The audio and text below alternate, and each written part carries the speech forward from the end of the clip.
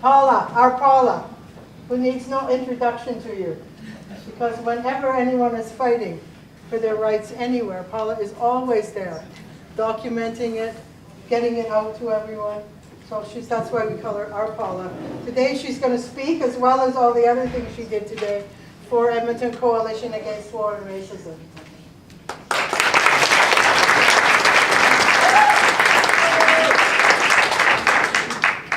International Women's Day came into being after the Second International Conference of Socialist Women in 1910 in Copenhagen, Denmark, passed a resolution to establish International Women's Day as a day to agitate for the rights of women to take part in the political affairs of their countries and their rights as workers.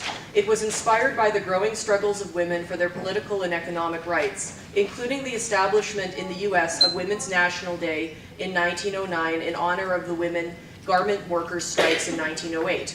In 1977, the United Nations General Assembly invited member states to proclaim March 8th as the UN Day for Women's Rights and World Peace. At that first conference and since, the demand for peace has been a prominent theme of International Women's Day, along with anti-discrimination, equality, anti-sexism, and anti-violence against women. In the year 2000, the official UN theme was Women United for Peace. The following year, it was Women in Peace, Women Managing Conflicts. As Canadian women in the peace movement, we still have many things to be concerned about. We have a federal government which is engaged in war and aggression, trying to impose puppet regimes and so-called Canadian values on non-Western countries, often under the guise of supporting the rights of women and girls in those countries, instead of respecting those countries' rights to self-determination. We say, not in our name.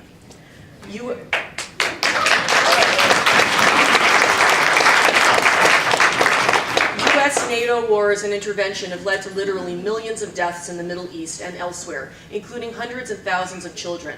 They have destabilized countries, led to failed states such as Libya, and contributed to the arming and proliferation of ISIS.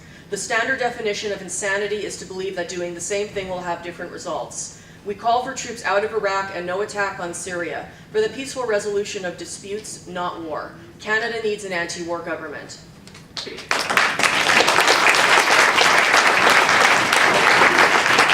Now we face a serious threat within our own country as activists. Workers' strike struggles, the fight of First Nations for their rights, minorities, and in particular Muslims are targeted by the impending legislation of Bill C-51, also known as the Anti-Terrorism Bill, which is the Harper government's response to Canadians' desire for change.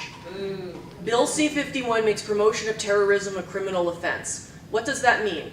Consider that the Harper government claims that the Palestinian resistance in the Middle East is terrorism and wants to criminalize any promotion of their resistance. Yet thousands upon thousands of Canadians feel duty-bound to defend the Palestinians' rights to be and to express their own right to conscience. Bill C-51 gives sweeping powers to CSIS, which many people say will permit it to operate as a police state without oversight. By claiming not to include strike struggles and political dissent while adding the word lawful, C-51 allows all manner of activities to be called terrorist, including illegal strikes, marches without a police permit, and acts of civil disobedience. Our march today without a police permit could be included. Bill C-51 is also a direct assault on the rights of First Nations to defend their lands, and it must not be allowed to pass. We cannot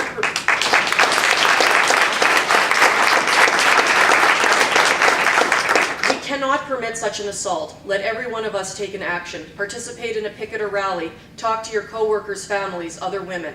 Call and write your member of parliament. Join the work to defeat Harper in 2015. Thank you.